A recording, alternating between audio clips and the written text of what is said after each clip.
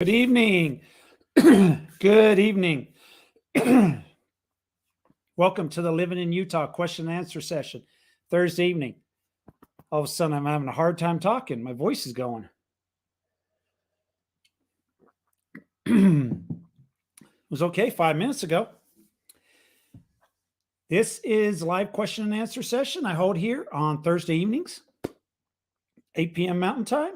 It's an opportunity. You're welcome to ask any kind of questions you want, whether it's on the whatever you want to talk about. State of Utah. If you're joining us from another country, you can talk about things in the United States. Real estate investing, you name it. Open floor. I'll see if I have an answer. Start off with what's going on in Utah today. Northern Utah, 71 degrees. Not normal. It's actually, I think it tied the record maybe. We do have a storm coming in, though, this weekend. So supposed to bring us some rain, probably snow in the mountains, I think is what the latest forecast is. But it's much needed. Much needed. We need the moisture in the state. So it's much needed.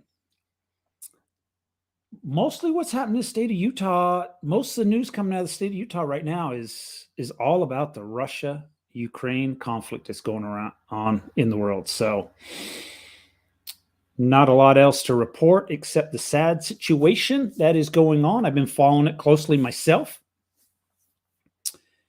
And I guess one comment, a couple weeks ago, there was an individual on the live that was a Chelsea Football Club supporter, which is a soccer club that plays in the English Premier League. Well, the owner of that particular club is Russian. He's a Russian billionaire. Supposedly, over the years, they've always said he was really close to Putin, one of his best buddies. He has announced this week, he's got a lot of pressure from people around the world. He has announced he's putting the club up for sale. It's worth approximately $3.2 billion. He has stated that the proceeds from that sale he is going to give to Ukraine to help them build their country. So we'll see if it happens. We'll see if he stays true to his word. If he does, that'd be remarkable. It took me by surprise. He, for many years, he has been known to have close ties to Putin. So I was a little shocked when that happened. I wasn't surprised that he put the club up for sale. He's receiving a lot of backlash. And it does mean a lot to him. He really loves the club. He's probably owned it for 20 years, and he is a very active owner. So that's what was happening there. Not much else really happening in the state of Utah this week. Most of the news, as I was saying, has been focused on the whole Russia-Ukraine conflict. Oh, joining us from Brazil. Interesting. My question for you is on the Russian-Ukraine conflict.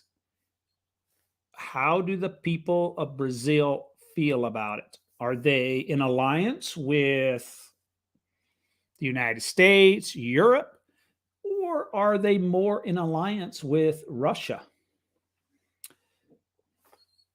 It'd be great to hear a viewpoint from somebody from Brazil. That is one area that I have not heard much about. You know, Europe is very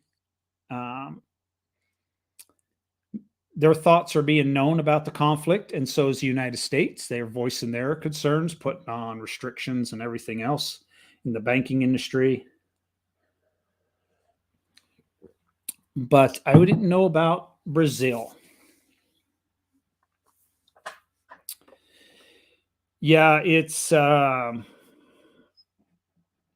it sure is interesting what's going on, and it's kind of sad when I was just about 5 minutes ago, I was playing around on the laptop here, and there's a nuclear power plant in Ukraine right now is taking fire. Part of it is on fire, actually, but it's taking gunfire. And the reports are that the fire department has shown up, but they are under attack by, I assume, Russian soldiers. Any questions this evening? It's going to be a quiet night. Maybe so.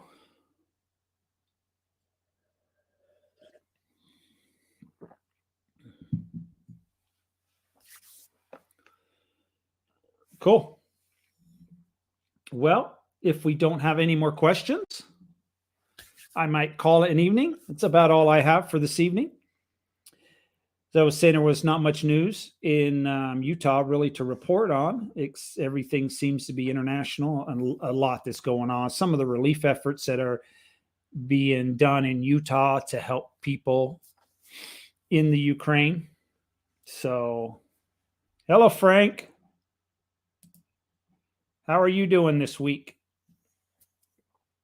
But a lot of the efforts, Utah is doing everything it can to help the people in Ukraine. People of Ukraine would like the United States to take some fighters over there and help with the battle. That's probably very difficult to do. I don't think many countries want to be in a war with Russia. It would probably be a very long war with lots of casualties and at a very high cost. Good evening, Michelle. Do you have any questions that I can answer this evening?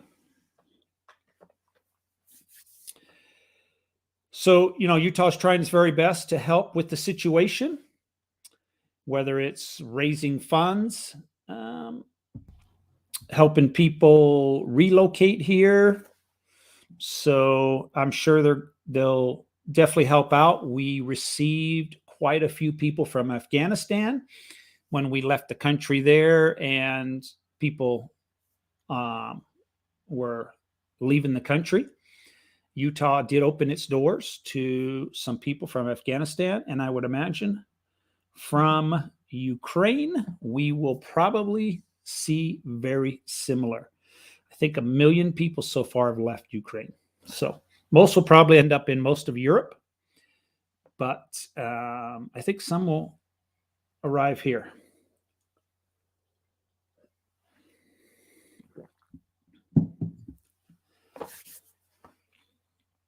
I do keep up with a little bit. I had mentioned last week that when I was in high school, I had the opportunity to spend time in Russia. So I've been to the country.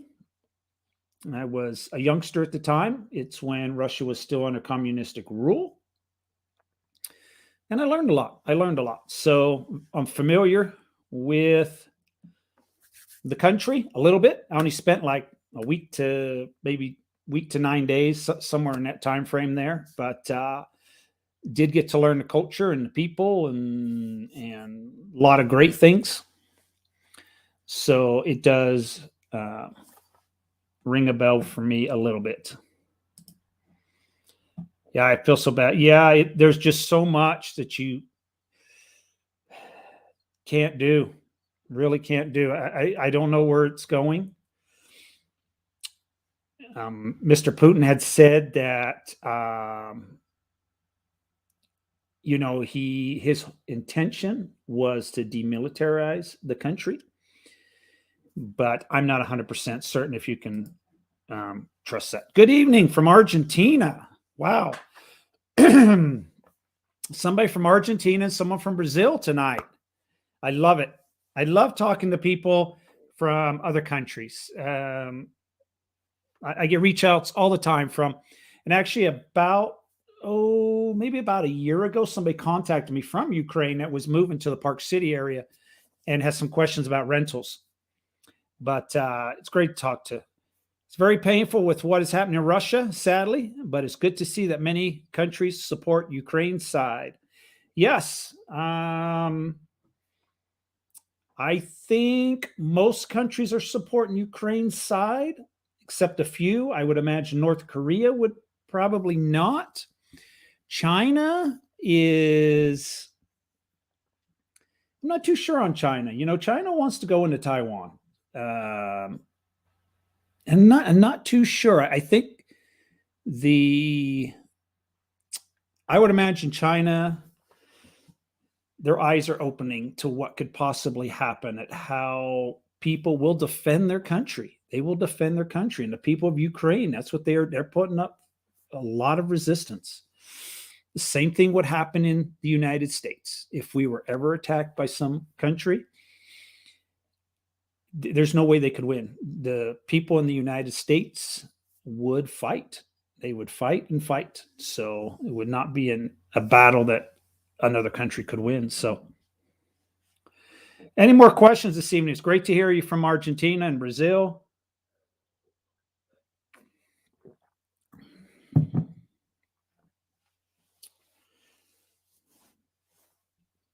Argentina, a few years ago, was also in its own little battle with the Falkland Islands, with the British. I do remember that also.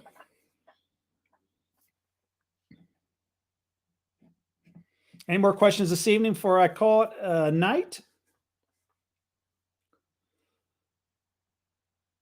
Okay, I'm going to call it a night, and I will be back again next week. Hope everybody has a great weekend. Take care and stay safe.